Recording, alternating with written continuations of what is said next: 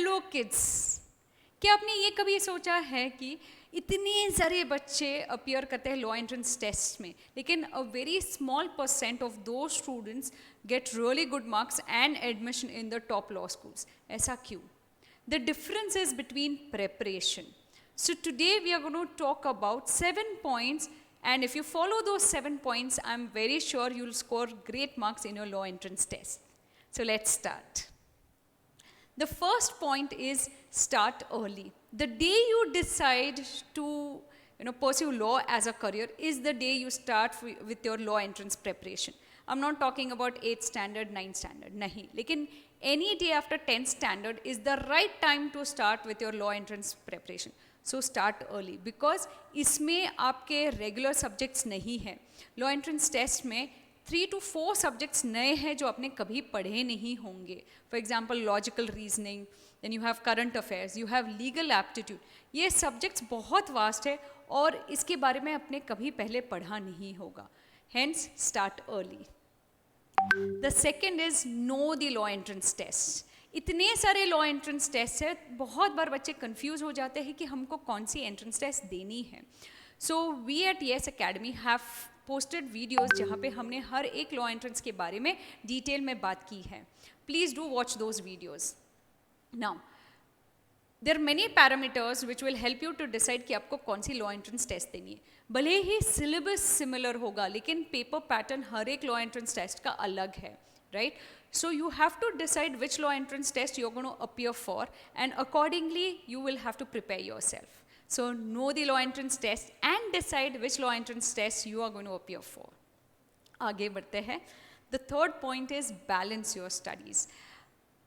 जो students law entrance test देते हैं वो ऑब्वियसली उसके साथ कुछ ना कुछ करते हैं. इन टर्म्स ऑफ मान लो 12th में हैं या फिर लास्ट ईयर ग्रेजुएशन में हैं, बहुत बच्चे CS भी परस्यू करते हैं.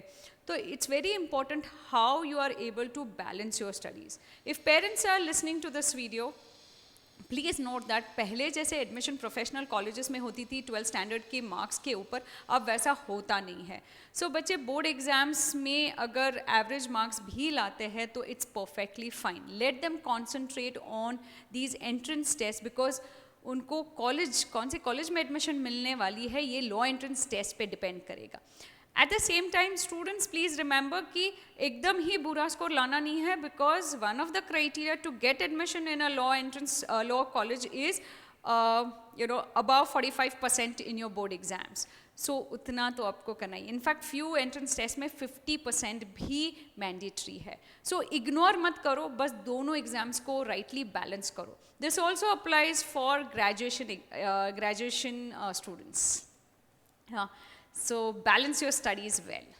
Moving further, the fourth is plan your day, month, week, year. अब लॉन्ग टर्म गोल्स आपके हैं कि आपको लॉ एंट्रेंस टेस्ट क्लियर करनी है. आप सिलेबस में मे बी 8 मंथ्स में सिलेबस खत्म करोगे, उसके बाद मॉक टेस्ट अटेम्प्ट करने लगोगे. Yes, these are your long term goals. However, आपको अगर लॉन्ग टर्म गोल्स अचीव करने हैं तो आपको शॉर्ट टर्म गोल्स भी बनाने पड़ेंगे. So you have to plan your day, your week, your month too. Now you could plan as simple as, मान लो कि इस वीक मैं 5 टॉपिक्स पढ़ने ही वाला हूँ और these are the 5 test I am going to appear for in this week. As easy as that. I'm going to read the newspaper every day at this hour. मैं रोज़ इंग्लिश की vocabulary 5 words I am going to read out of English vocabulary. तो ऐसे जो planning होती है, अब अगर short term plan अच्छी तरह करोगे और फॉलो करोगे तो you will definitely achieve your long term goals. The next one, have a mentor. See, like I already said, law entrance is a different ball game. इसमें काफ़ी सारे नए सब्जेक्ट्स होते हैं एंड अलॉन्ग विद दैट ऐसे बहुत सारे dos and don'ts होते हैं जो आपको फॉलो करने पड़ते हैं. For example, current affairs, just to give you an example, important months are last 6 months. So आपको इट्स अ बिग डोंट कि आप 2 साल के पहले के करंट अफेयर्स कर लो. ज़रूरी नहीं है, वो नहीं आते हैं. सो कौन से मंथ्स के करने चाहिए, कौन से टॉपिक्स ज़्यादा इंपॉर्टेंट है करंट अफेयर्स के लिए, स्टैटिक जी के आपको कैसे पढ़ना है, क्योंकि स्टैटिक जी के इतना वास्ट है. Giving you an example there, okay.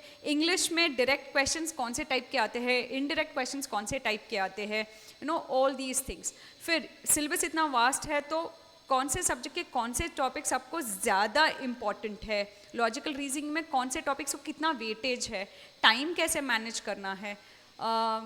Entrance test में एंग्जाइटी बहुत होती है, तो the mentor will hold your hand through out this journey and ensure कि यू नो आपका प्रेशर इतना नहीं बढ़े. So have a mentor, it really helps. And the next point is read the newspaper every day. Reading the newspaper serves dual purpose. एक तो आप current affairs की तैयारी कर रहे हो, ओके, विच इज़ ऑब्वियस. आपको न्यूज़पेपर रोज़ पढ़ना है, तो करंट अफेयर्स की तैयारी कर रहे हो. Second, you are also preparing your self English language, क्योंकि आपकी रीडिंग स्पीड बढ़ेगी इससे. If you are reading a newspaper every day, आपकी रीडिंग स्पीड 100% बढ़ेगी. So in a way you are preparing for English language, क्योंकि आपकी vocabulary बढ़ेगी, आपको ग्रामर ज़्यादा पता चलेगा.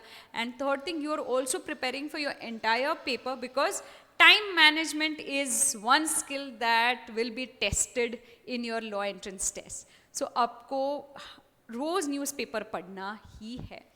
The most unfortunate situation you know in law entrance test is that आपको आंसर पता था, लेकिन बिकॉज आप टाइम मैनेज नहीं कर पाए, इसीलिए आप क्वेश्चंस अटेम्प्ट ही नहीं कर सके. सो ये मोस्ट अनफॉर्चुनेट स्टूडेंट है सिचुएशन है.